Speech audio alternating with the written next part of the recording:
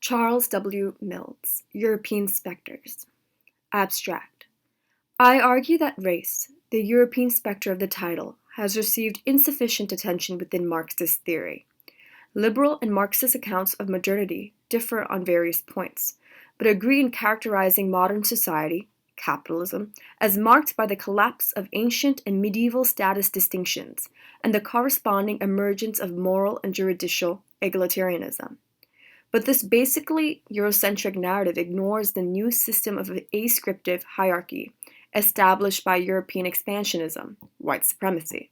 Particularly in the United States, I suggest race has been the primary social division, and that racial identity has generally trumped other kinds of group identity.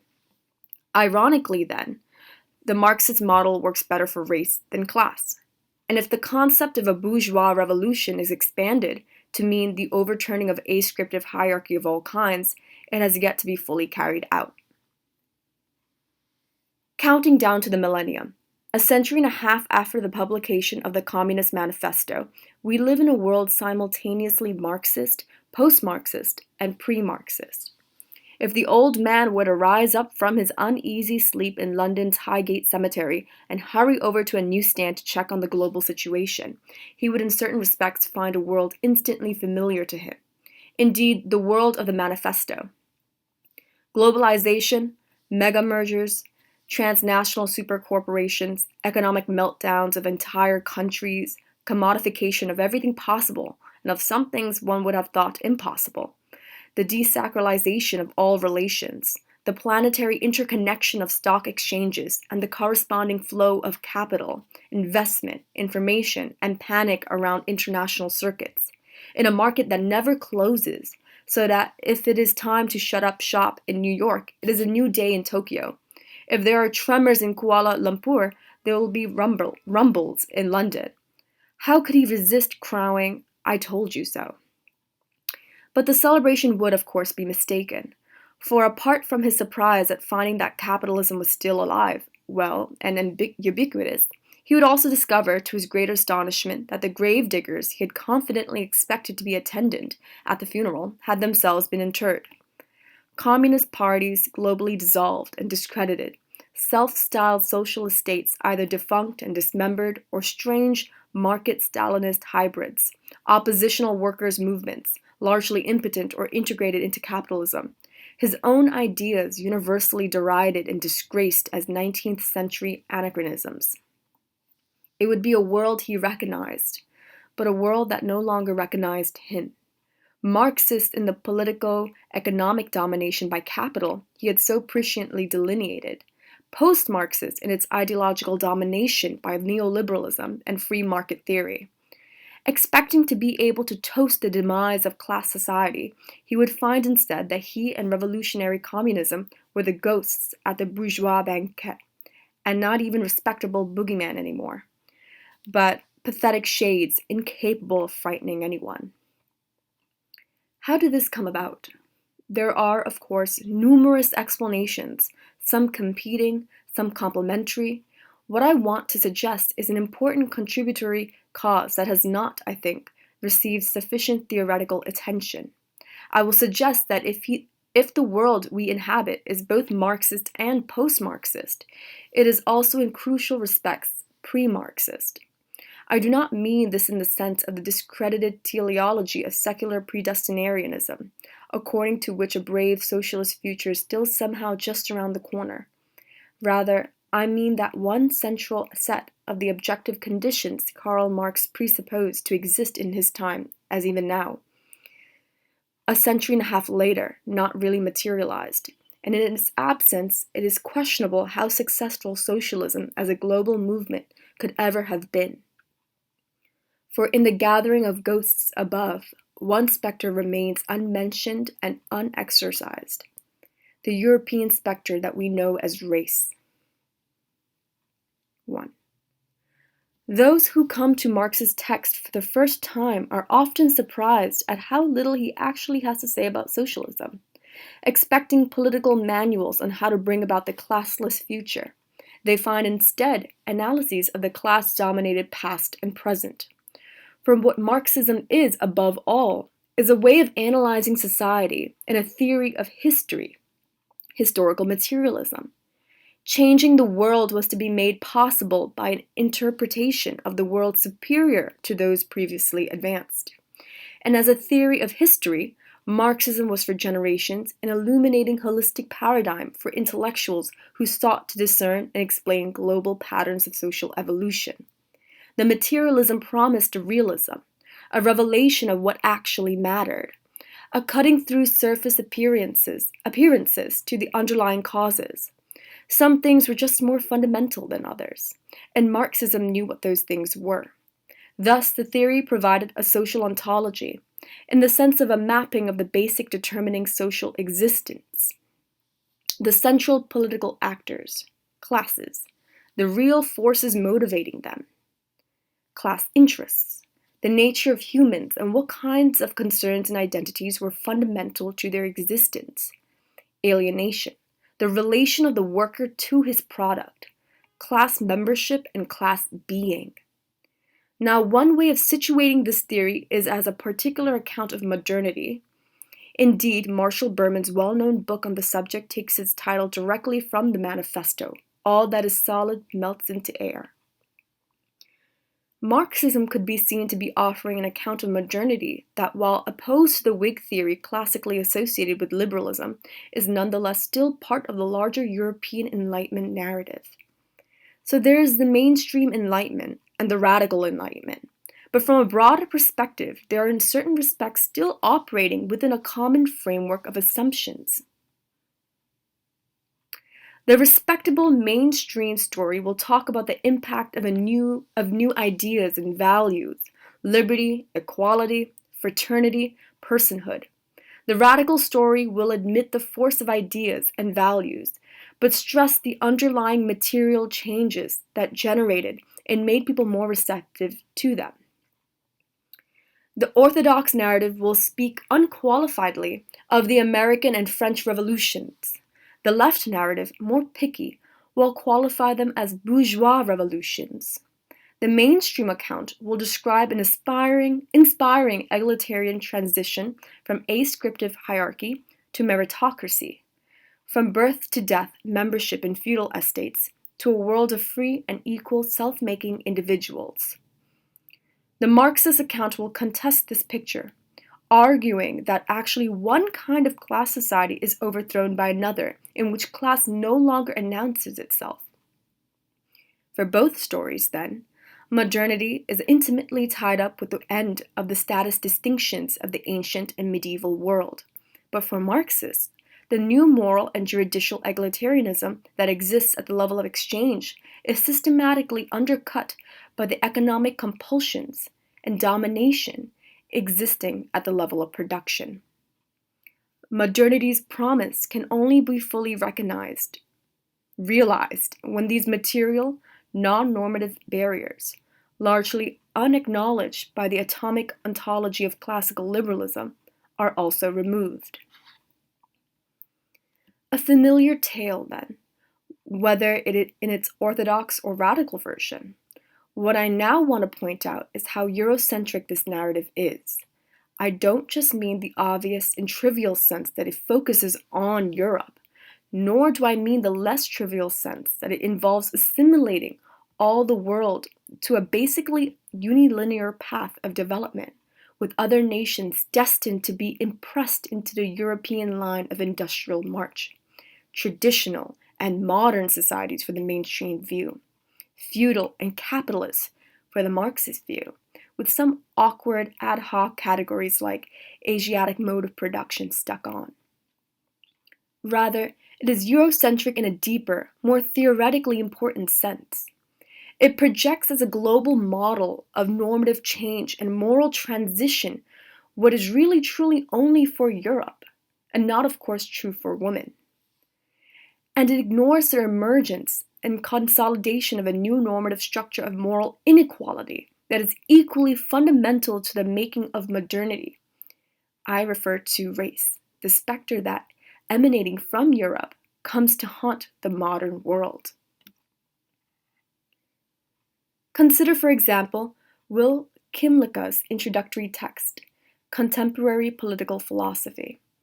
In the opening chapter of this book, Kimlicka says that the idea that each person matters equally is at the heart of all plausible modern political theories.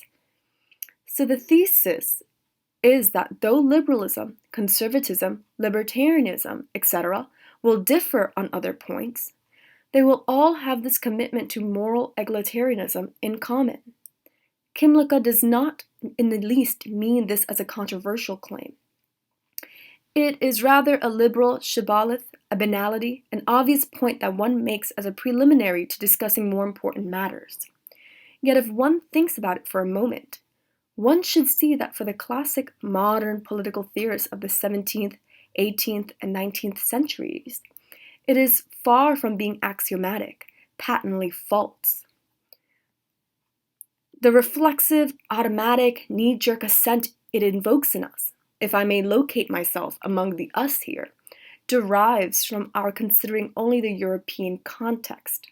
It is here on this continent, and among its representatives on other continents, that it becomes obvious in the modern period that all men are normatively equal.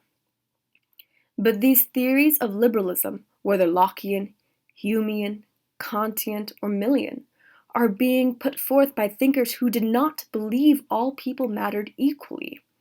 John Locke's proscriptions in the second treatise against hereditary slavery seem, strangely, not to apply to the captured Africans in whose enslavement he was an investor. David Hume says explicitly that there never was a civilized nation of any other complexion than white, nor even any individual eminent either in action or speculation. Such a uniform and constant difference could not happen in so many countries and ages if nature had not made an original distinction between these breeds of men. Immanuel Kant's anthropology, credited by some as a first systematized theorization of modern, quote-unquote, scientific racism, differentiates humanity into 4 tiers: white, yellow, black, and red, of which only the white European tier have the capacity to become fully autonomous persons.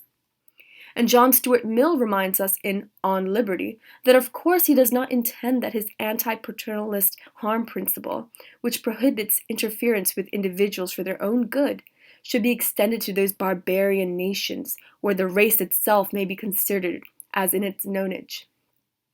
So the vaunted egalitarianism that supposedly characterizes the modern period is really a white one. All whites are equal. The traditional liberal narrative of modernity is fundamentally misleading because it represents as a global normative change what is an intra-European normative change, a shift from the world of ascriptive hierarchy to a world of equal individuals, which is true at best for male Europeans. In fact, a new system of ascriptive hierarchy is established by the European expansionism, white settlement, slavery, colonialism, that is the other face of modernity, and which establishes the material basis for European superiority to the rest of the world. In understanding the ramifications of this system, actual Marxist theory, if not necessarily a potential reconstructed Marxist theory, has also been inadequate.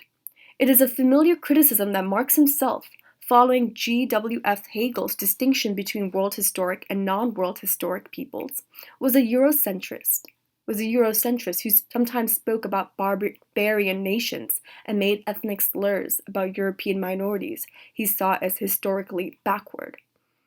But what is really more important is the conceptual apparatus of the theory itself. If liberals describe a transition from caste to egalitarian individualism, Marxist describes how bourgeois revolutions equalize normative standings, but leave economic privilege intact. Formal equality has been achieved in the society of persons without formal differentiation, but another kind of revolution will be required to overcome the structures of economic disadvantage that make these persons actually radically unequal. In this narrative, then, race does not officially exist. The social ontology is class-based and leaves no room for race, but no room is necessary, since the ontology is universal and colorless.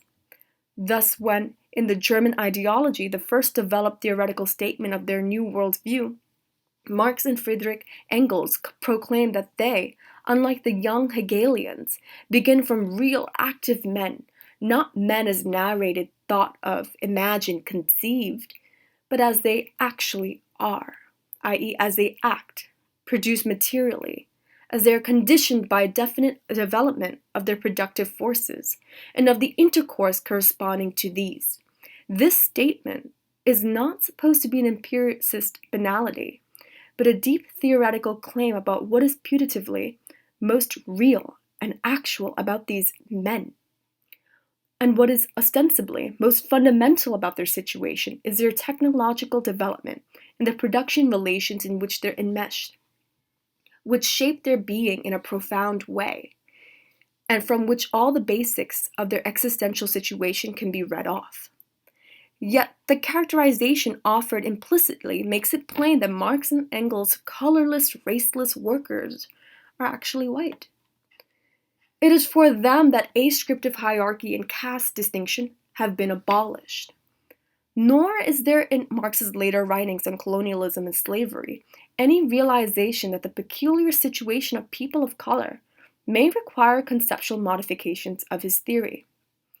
The significance of the French Revolution is appreciated. The significance of the Haitian Revolution, and why there had to be a Haitian Revolution, is not. This conceptual opacity is reproduced by Marx's intellectual heirs, for example, in Lenin's classic booklet on imperialism. Since class exploitation is a central form of domination, subordinated non-white peoples have their situation characterized in terms of superexploitation. That is, whereas the abstract, colorless, but actually white worker has surplus value extracted from him during normal free-wage labor, the enslaved and those carrying out forced labor in the colonies do not even get the chance to sell their labor power. But while such differential exploitation is certainly part of the story of racial subordination, it is not remotely the whole story. The distinctive reality of race and the shaping effect it has on one's life for both the privileged and the subordinated are not explored. The benefits to the metropolitan white working class are conceptually cashed out in terms of payment to a labor aristocracy, but not in terms of joint stockholding benefits in whiteness itself.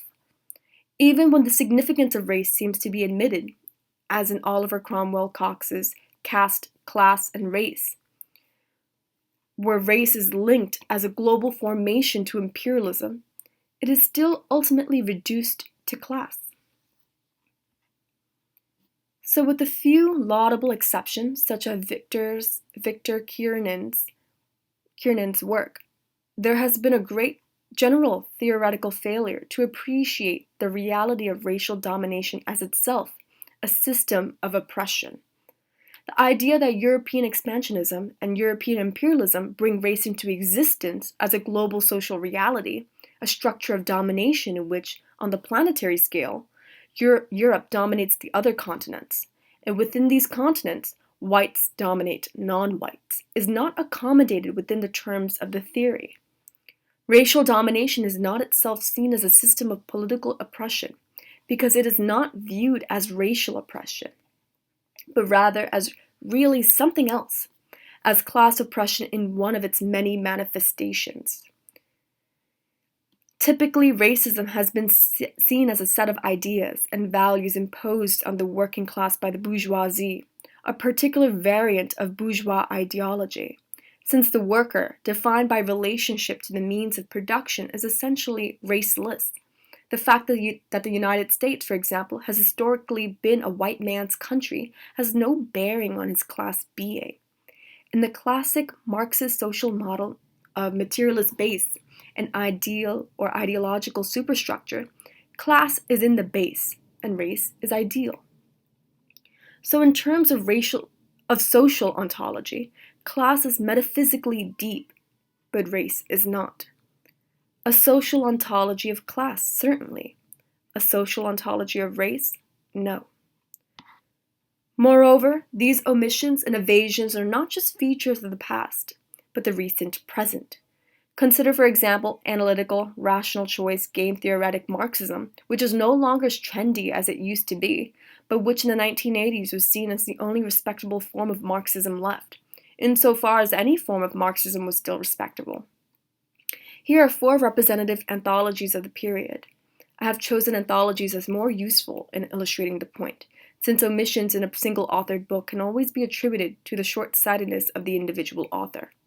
They are Terence Ball and James Farr's After Marx, John Romer's Analytical Marxism, Alex Kalaniko's Marxist Theory, Robert Ware and Kai Nielsen's Analyzing Marxism.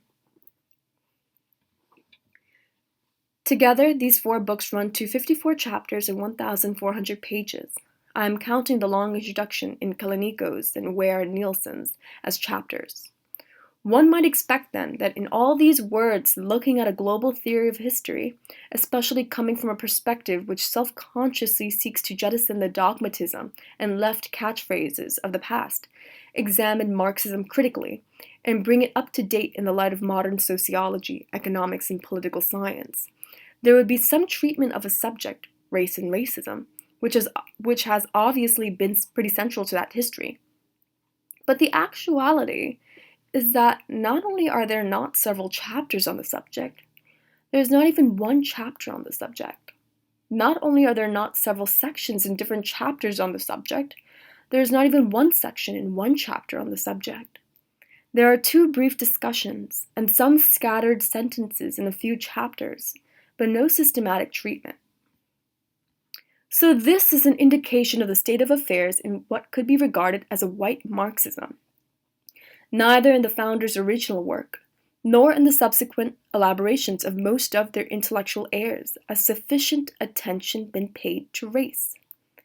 The understanding of the growth of capitalism is not crucially linked, as it would be in a black Marxism, to imperialism's role in establishing a world system of racial domination, and the political conceptualization of particular countries, such as the United States, is inadequate in that the significance of structural white privilege for their makeup is not appreciated. Since the working man has no country, even less does he have a race. There is no need, then, to develop a theorization of the significance of race in the general theory of history and society, despite the centrality of race to that history, and despite the fact that most of its authors in the 4 anthologies cited are Americans, and thus citizens of what is one of the most race-conscious societies in the world, with a history hundreds of years old of white supremacy. 2.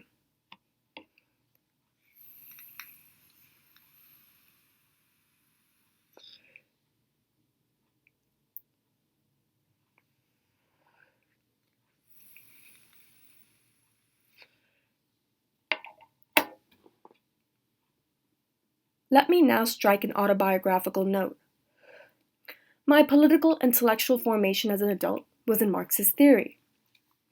As I have recently described elsewhere, I went to graduate school in Canada in the 1970s in the hopes of finding a philosophical framework for making sense of the struggles around race and imperialism then taking place in my native country, Jamaica. But I found philosophy very frustrating, very white. This was 20 plus years ago, when the situation was of course far worse than it is today. The body of theory which came closest to providing the kind of framework I was looking for, which explicitly made oppression central, was Marxism. So I became a Marxist. There was that sense of revelation, of scales falling, that many others have experienced, and that has been crucial in understanding the theory's appeal to intellectuals. But there were nonetheless many aspects of the theory that I found problematic, including its treatment of these very issues of imperialism and race.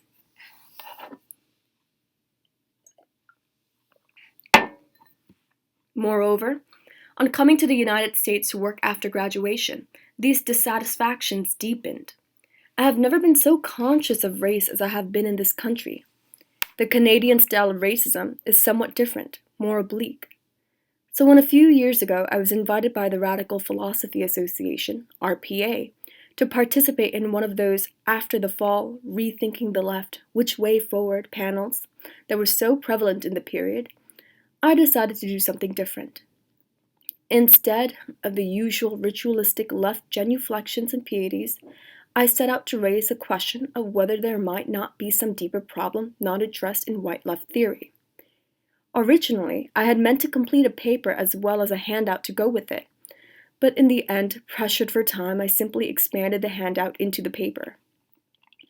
I here reproduce in full that handout, only slightly edited, distributed to the jaw-dropping consternation of the panel organizer and most of the audience, not to mention the outrage of many present. Race as the primary contradiction. Or, does white American radical theory rest on a mistake? Or, why is there no liberalism in the United States? Or, why white Marxists should be black nationalists? Or, socialism in our time, a 500-year plan. Basic thesis. The original white radical orthodoxy, Marxist, was that 1. There is a primary contradiction, and 2. It's class. The present white radical orthodoxy, post-Marxist, postmodernist, is that there is no primary contradiction. My radical thesis is that both of these orthodoxies are wrong. Instead, the truth is that 1. There is a primary contradiction, and 2. It's race. 1. Prelude. A short Bretian exercise for the white radical reader. Look at yourself in the bathroom mirror. Other mirrors can do as well, but it may be best to do this in private, and ask yourself the following question. What am I doing here? After all, I am not Apache, Cheyenne, Kiowa, Pueblo, Navajo. I apologize if I mispronounce these names. The tribe of which I am a member is the European tribe, the white tribe. What entitles me to be here is that I am a descendant of white settlers in a white settler state established by taking this land by force from its native inhabitants.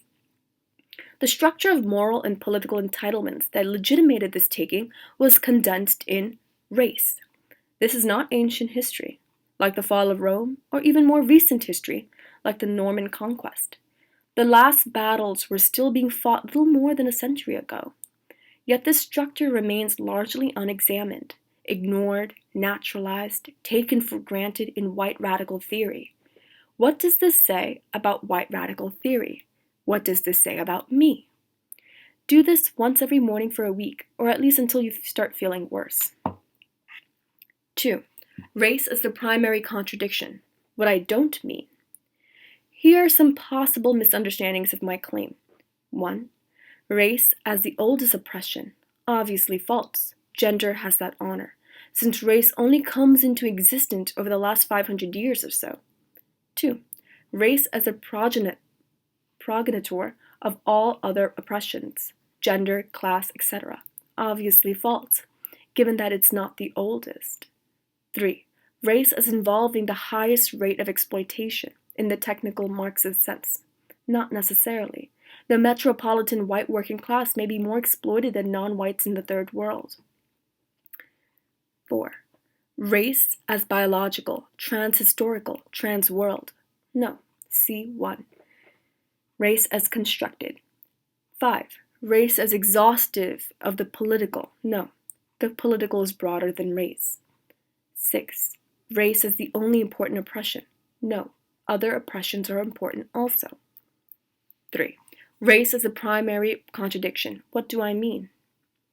What I do mean. Race as a central identity around which people close ranks.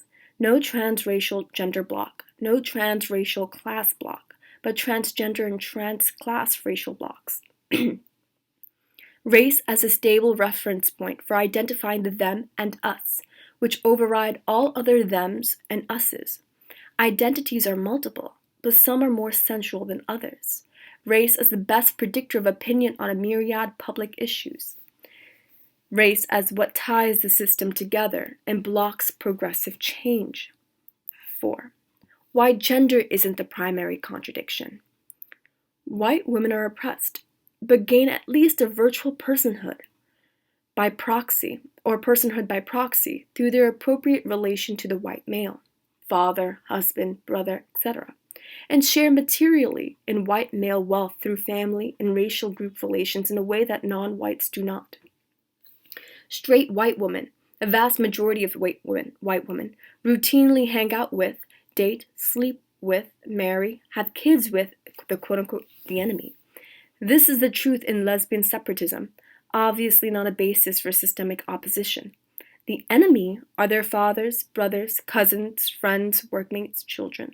White lesbians are a tiny minority and in any case generally hook up with other white lesbians. Thus, at the end of the day, when the consciousness-raising sessions and the feminist demonstrations are over, white women return in the main to the white male-centered household. 5. Whites as a cognitively handicapped population. Whites as multiply handicapped in seeing this system because 1. Motivationally, whites benefit from the existing order, and so have a vested interest in not seeing it too, experientially. Whites don't experience racial oppression themselves and live in a largely segregated white life world, raised in white families, growing up in white school, family, social circles, hanging out with other white people, dating and marrying their fellow whites, thereby having little opportunity to gain access to non-whites' divergent perceptions. 3. Discursively, ideologically, conceptually, whites inhabit a white cognitive universe whose dominant categories block apprehension of the centrality of race.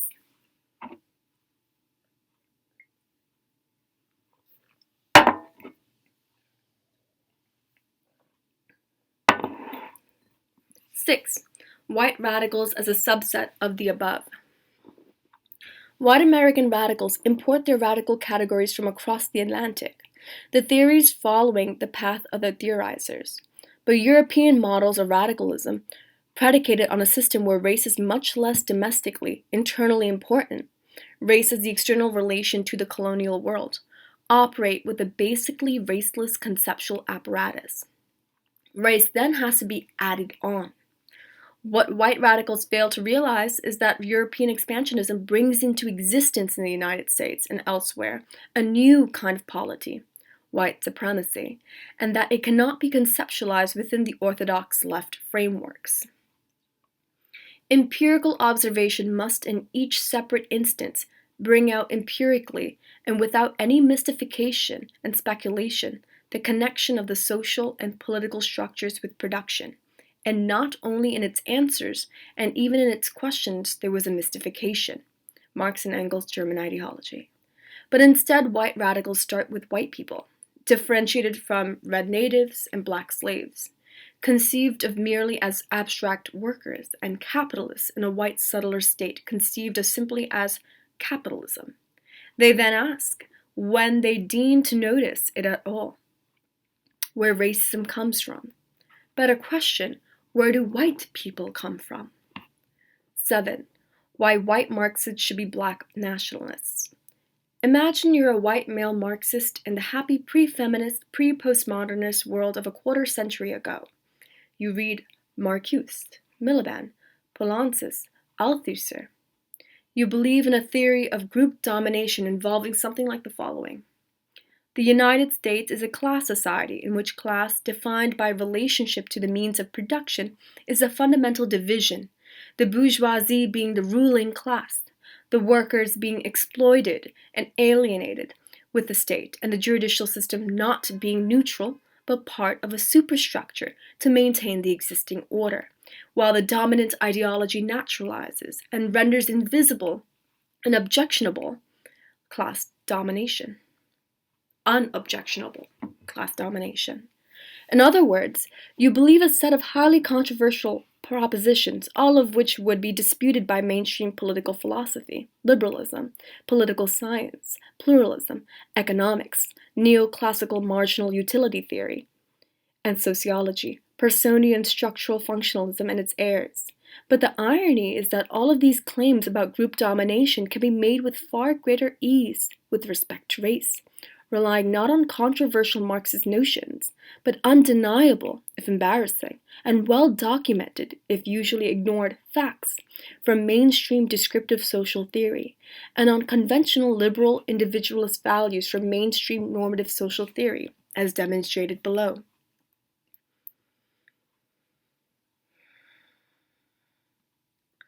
So foundational category, genealogy, origins, meta-narrative. Class, race categories. Class society, capitalism, European expansionism, white settler state, white supremacy.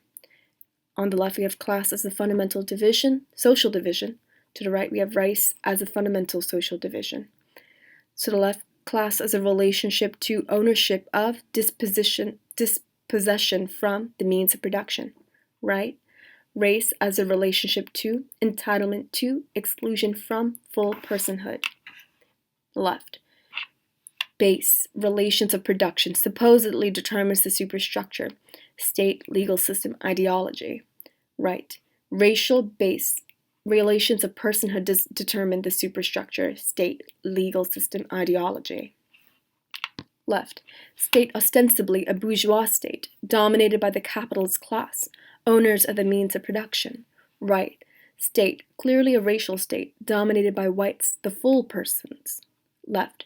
Bourgeois as the ruling class, polity supposedly a bourgeois democracy, even with universal suffrage. Right. Whites as a ruling class, polity obviously a Herrenvolk democracy, even with universal suffrage. Left. Legal system established and consolidates capitalism, though it undergoes changes over time. Laissez-faire to state interventionist.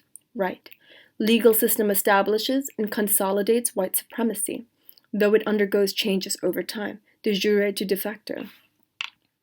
Left. Dominant bourgeois ideology naturalizes or justifies class domination. Right. Dominant white settler ideology naturalizes or justifies racial domination. Left. Workers as alienated from their product, supposedly affecting their being fundamentally. Right. Non-whites as alienated from their personhood, definitely affecting their being fundamentally. Left. Workers as exploited, labor theory of value, Romer, at the point of production, transfer surplus to the bourgeoisie, who benefit from class exploitation. Right. Non-whites as exploited through slavery, land expropriation, market discrimination, rent, general denial of equal opportunities, net transfer of wealth, land, surplus, opportunities in general to the white population, who benefit from racial exploitation. Left. Class interests, notion of privileged classes having vested group interest in class order. Right. Racial interests, notions of whites having vested group interest in racial order. Left. Socio-historical trends are supposed to lead, but haven't, to workers becoming class conscious so that the system can be changed. Right. People are already, and have been for hundreds of years, racially conscious, with the white majority intent on retaining the system unchanged. So if, despite the manifold theoretical obstacles, you were able to believe the claims in the left-hand column, you should have no difficulty believing the claims in the right-hand column, which are far better substantiated. You can pick up your Malcolm X cap at the door. 8. Gee, thanks for explaining everything, but now that you've pointed it out, it all seems so obvious. How come I didn't realize all this before? You're welcome. See 5 and 6 and above. 9. Socialism in our time. A 500-year plan to be passed on to their grandchildren. As pedants know, if nobody else, the new millennium doesn't actually start until the year 2001. So this gives RPA members several years to prepare a 500-year plan. 2001 to 2100. Struggle against white supremacy, majoritarian domination. 2101 to 2200. Struggle against white supremacy, minoritarian domination. 2201 to 2300. Struggle for social democracy. 2301 to 2500. Struggle for socialism. Get your black diapers now. 3. Now, it will be appreciated that with such a handout, I was bound to get myself in trouble in many ways, and with many different sectors of of the audience. For the unreconstructed Marxists, it was, of course, heretical that anything but class could be central. For the post and never Marxists, it was, of course, heretical that quasi-Maoist title that anything at all could be central. Who, after all, in these postmodernist times, believes that anything, let alone race, can be quote-unquote primary? But what I was trying to capture, however inadequately expressed, was first, my sense of the reality of race as itself a system of domination, and second, of the asymmetry between race and other systems of domination. In other words, it is not merely that as a black philosopher talking to a largely white audience, I was saying, in the kind of scene that has taken place with black intellectuals many times over the decades, that this is an issue that has received insufficient theoretical attention from you white folks. I was also making a more radical claim, that actually, in a way I found it hard to tease out, race might well be of greater importance. In correspondence in subsequent weeks with various of the attendees, I suggested that a more accurate title might have been Race as of Differential Causal Significance in a Society of Multiple Systems of Oppressions. Not quite as catchy, perhaps. The first point was itself noteworthy enough. Once I sat down and started to compile the list, under 7, I was struck by how much more easily the argument for racial domination can be made. There is, once one thinks about it, a kind of obviousness to it. The obviousness of the natural, of the purloined letter. Why had I not seen it before? Because it is there in plain sight, and so it is not seen. For it should not be thought that I had these ideas worked out clearly in my mind all along, and was chafing at orthodox white-left theories' refusal to recognize them. Rather, though as mentioned, I was uneasy with the myopias of left theory. My account is in part about my discovery as a black person from the third world, of the scales on my own eyes. An unnoticed layer beneath the previous already fallen scales. In part, I was wondering at myself, at my failure to register what once it was written down was so obvious. Why had I not seen this before? Because of the categories of orthodox left theory, which here had served as ideological blinkers. Whites and non-whites don't really exist, because race is not real. So the exploitation involved is the exploitation of capital. Capitalists exploit everybody, though non-whites may be somewhat more exploited, and exploitation is what takes place in the factory.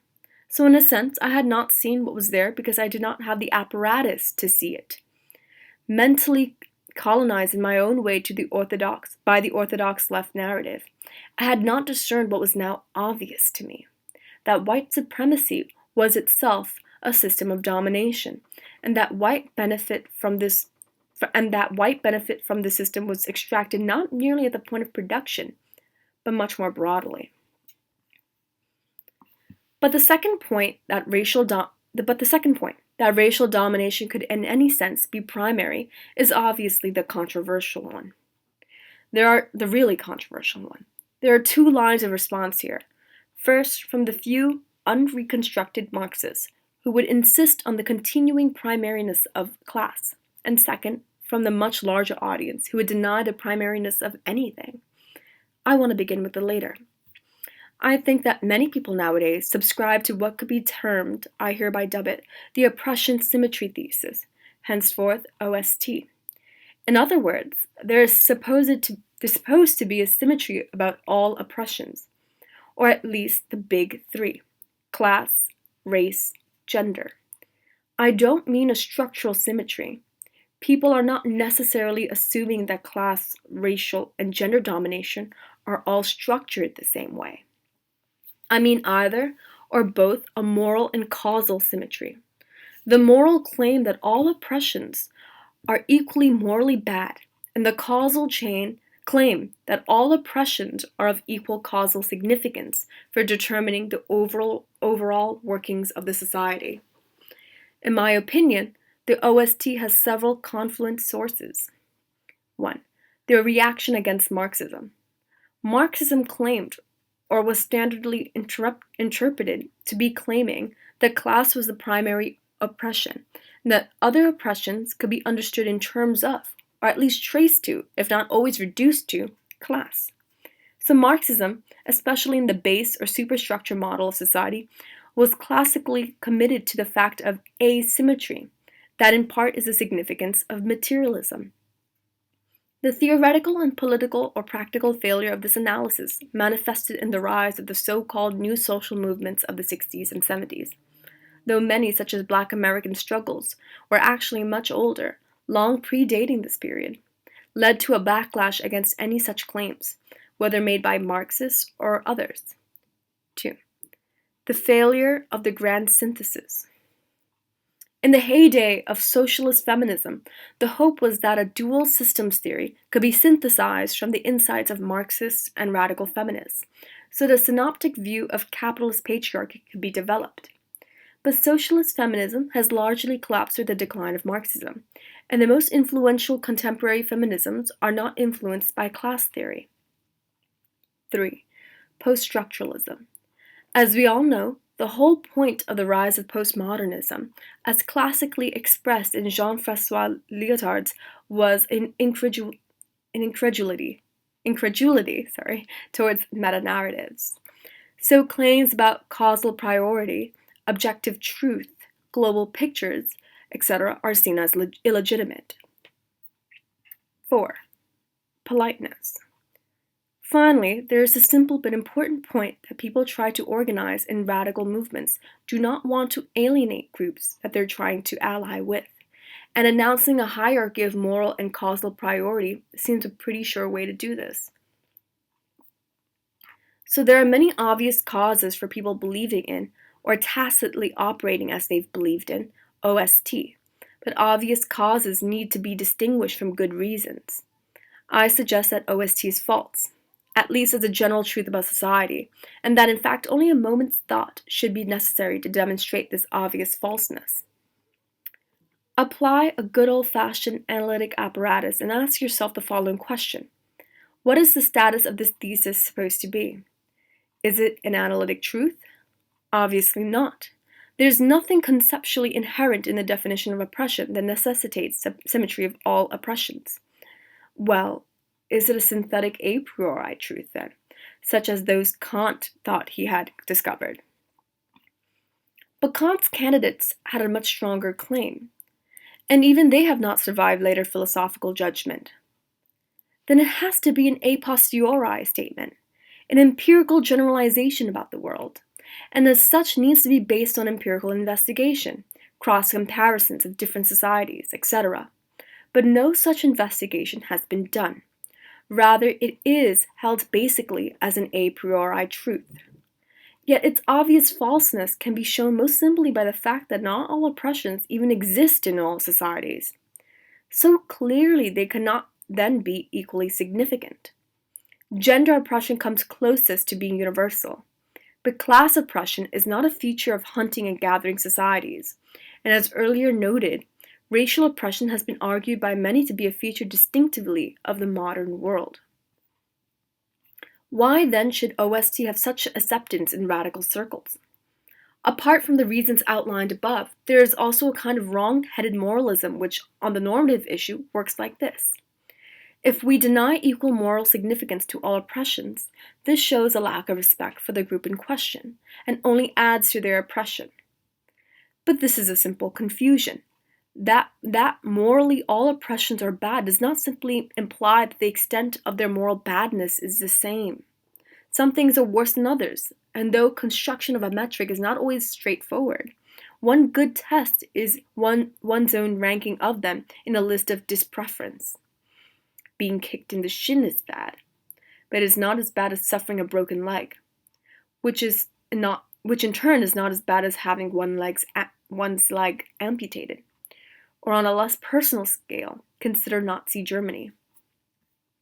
The Nazis set out, and in many respects succeeded in absorbing the German working class into the fascist corporatist state, confining women to Kinder, Kirsch, and Koch, and committing genocide of Jews, Romani, Slavs, and others.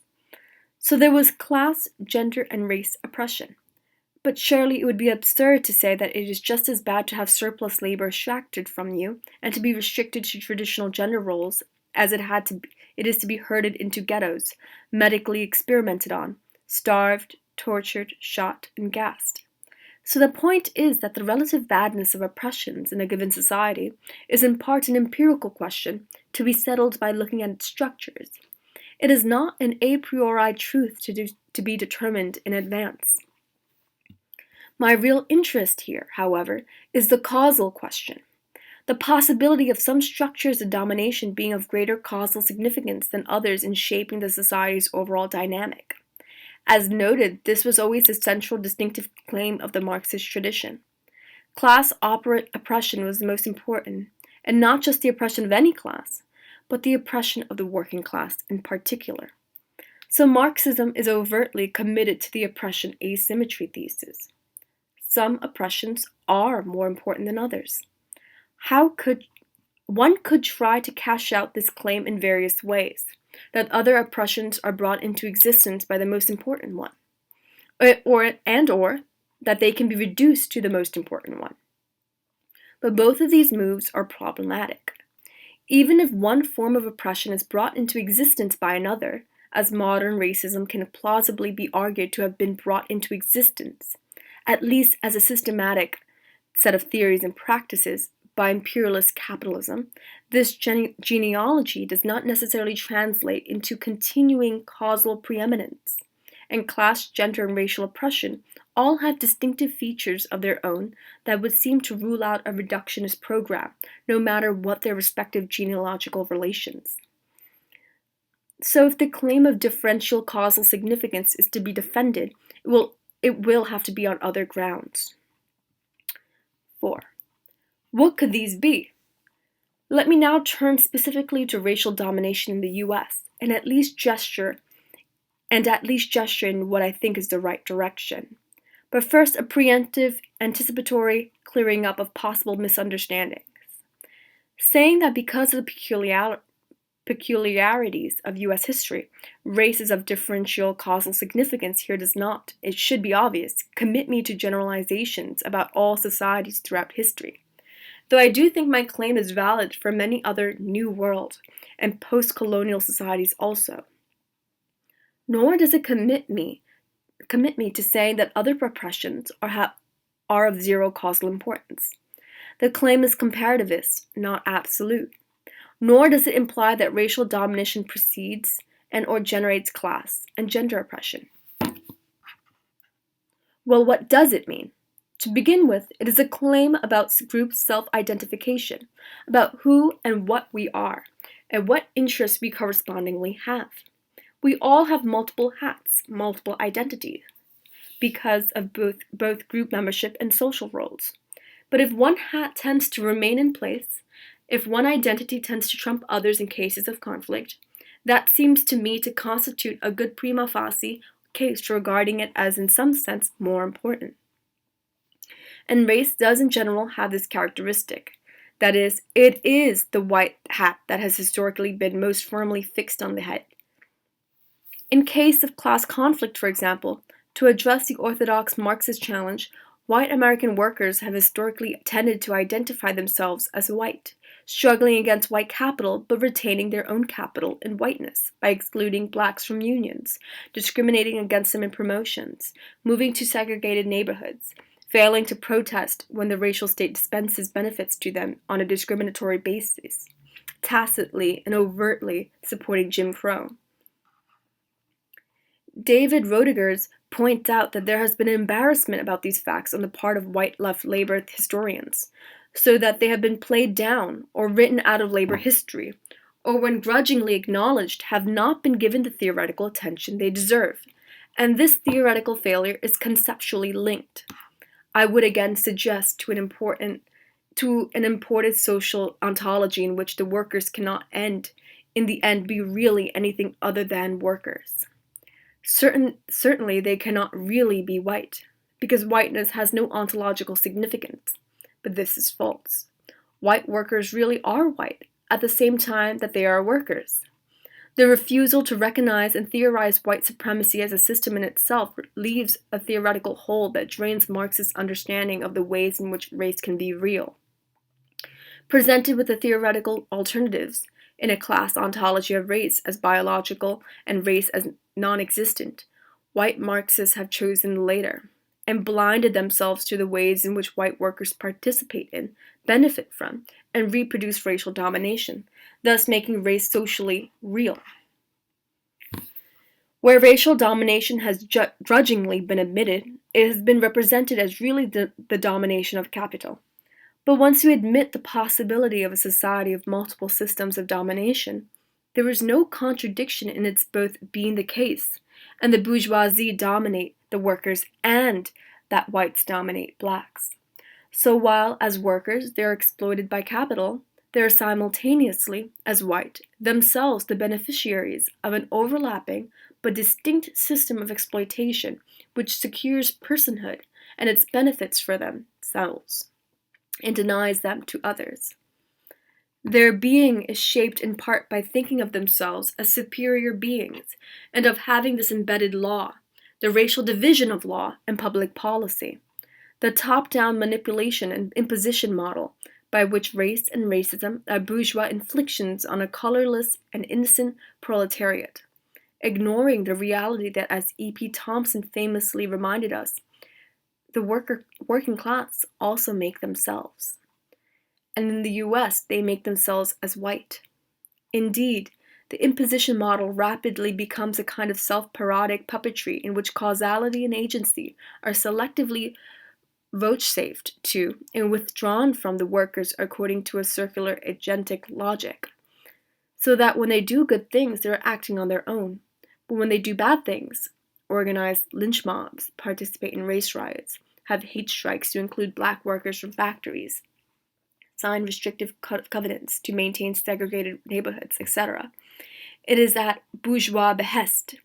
One wonders how socialism was ever to be brought about by so capriciously causal a set of people. The grip of Marxist orthodoxy has been so great, the categories elsewhere so illuminating, have been here so blinding, that no absurdity, incongruity has been perceived in writing as if these white American workers stepped straight out of the pages of Capital, a book based on the 19th century England largely racially homogeneous, rather than being participating junior partners in what historically has been a white supremacist state. It takes a black theorist, then, W.E.B. Dubois, oh my god, to the conceptual innovation necessary to point out the existence of a distinctive wages of whiteness, a payoff that is multidimensional in character, and far broader than that received by Marx's European wage laborers. There is, to begin with, a straightforwardly material benefit, which is part of the reply to an orthodoxy that would see race only as ideal, superstructural, insofar as whiteness translates into guaranteed non-enslavement, entitlement to participate in the homesteading of the West, the racial reservation of certain jobs and opportunities, with correspondingly differential chances of employment, promotion, and good wages, residence in better neighborhoods, full political membership, superior resource allocation for one's children's education, increased access to local, state, and federally provided benefits, and the general return on one's investment in the social surplus produced by slavery and racial discrimination. Insofar as whiteness tendentially underwrites these enhanced socioeconomic life chances for one's white self and one's white children, it is clearly material in the classic economic sense and should long since have been recognized as such. But there are other benefits also, perhaps even more fundamental than the material ones, at least if one takes material to be roughly equivalent to economic. And this brings me back to the themes outlined at the beginning, and the need to rethink Marxist orthodoxy. Dubois spoke about a psychological wage linked with the status of whiteness. I prefer to think of this as ontological. If, as earlier emphasized, personhood is central to the emergence of the modern world, then the reality that has to be faced is that whiteness has historically been a prerequisite for full personhood, recognition as a full human being. In a medieval or Christian world of lords and serfs, there is a higher community of souls in which, independent of estate membership, all have their humanity guaranteed. But in a more secular modern world, where these tiers have been collapsed into persons, there is less temporal consolation for the racially inferior, whose sub-personhood lowers them to proximity to the animal kingdom. Race becomes tied up with our human dignity, our sense of ourselves as beings or not of intrinsic moral worth. Being white is being fully human. One has an ontological stake in racial hierarchy because it is linked with one's sense of oneself as a human being, someone superior to lesser non-white beings. So even though the white working class are on a lower rung of the social ladder, the fact that they are on the ladder at all historically raises them normatively above blacks and Native Americans. The inadequacy of the Marxist conception of social being is that, presupposing the European background, it can talk about the shaping of the being of persons by the relations of production, of the centrality of alienation from one's product, and so forth, because it is the person population, whose full being is already guaranteed, that is being presupposed. For those who are not in this population to begin with, their being will be shaped far more fundamentally by their exclusion from personhood. Moreover, a case can be made that the ontological stake in whiteness is in a peculiar sense also material. In a recent article, Linda Alcoff has emphasized the centrality of the visual to race. We see others, we see ourselves as raced, in a way that we do not see others or ourselves as classed.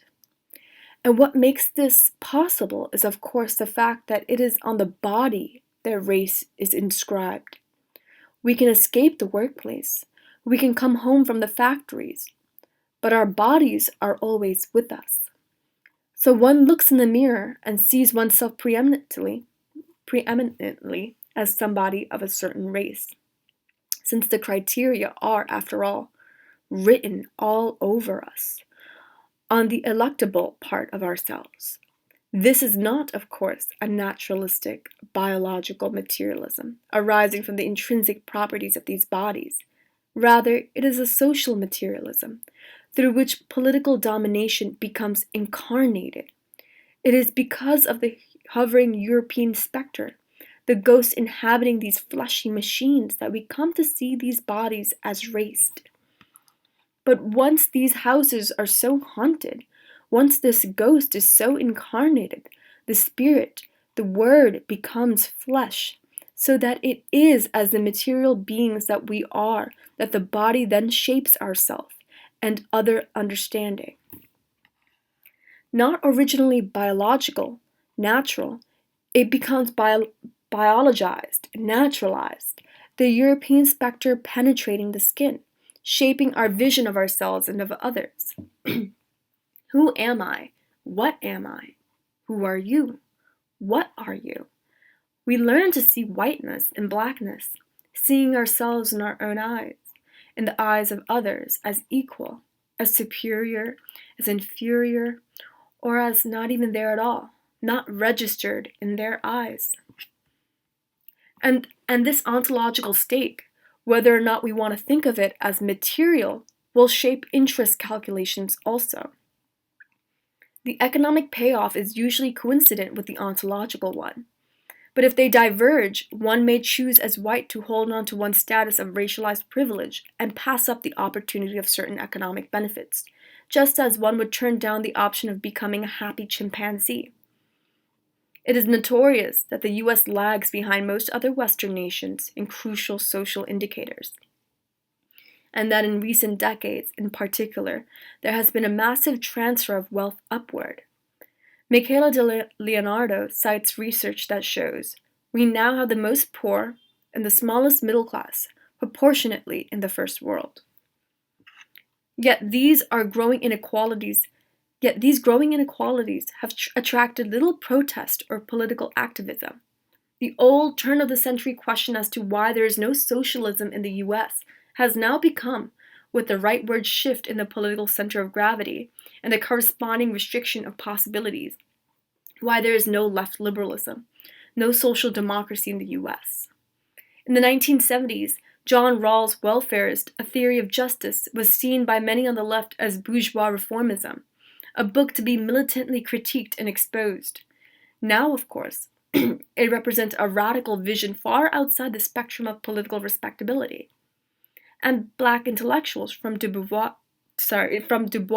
in the early 20th century to Derek Bell in our own time have long argued that race constitutes a major explanation for this seeming anomaly, with white workers preferring incorporation in white domination, even as junior partners, to joining a transracial class struggle that might endanger their privileged status.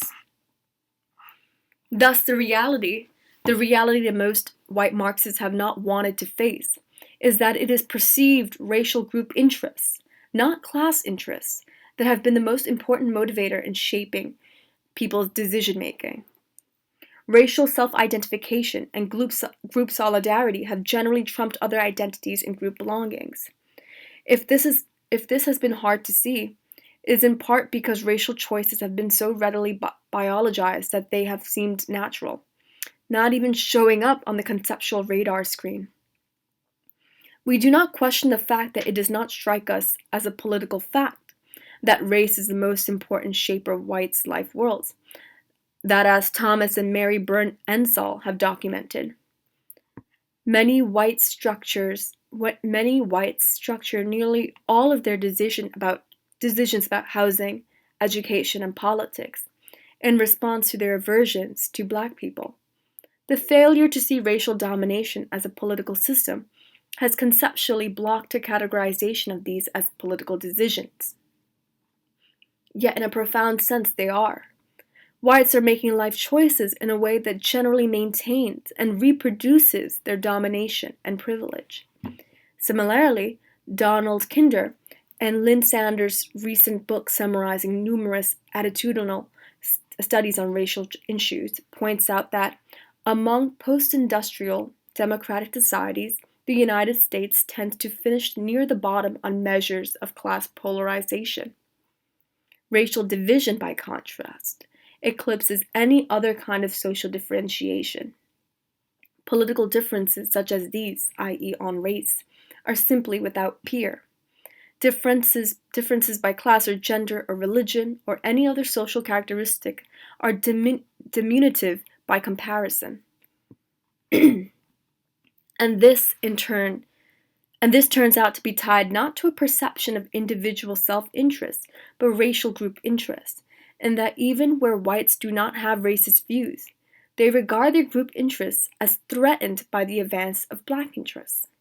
The irony is, then, that in the seemingly ideal capitalist society of the US, with no complicating feudal legacy of subordinate class deference, the Marxist model of a social order in which people are highly conscious of themselves as members of opposing groups, feel the need for group solidarity, and see their group interests as antagonistic to one another, does not work at all for class, but works very well for race. In a country where race has been so central, then it seems to me dubious that socialism was ever really on the agenda, quite apart from the issues of state repression of the left and its stigmatized association with existing Stalinist regimes. To reply that socialism is a solution to racism is doubly problematic, because in the first place, racism can continue under socialism. The saying in the black community during the 30s high period of left activism was, "After a revolution, the country will still be full of crackers." And because the rational choice decision-making of white workers will itself be shaped by their racial privilege. Though typically, you would not have to be able to tell this from the 1980s literature on the subject. I think that this judgment holds for many other countries also. And more generally, though, I have not had the time to develop the argument here. I would claim that on the international level, the underwriting of imperialism and its post-colonial legacy by race provided both an empathic barrier to first world working class identification with third world poverty, and a set of mystified schemas for explaining the poverty that inhibited and continue to inhibit the solidarity that would have been necessary for a genuinely internationalist movement. So one could say, only half jokingly, that Marx was somewhat premature in his call to arms.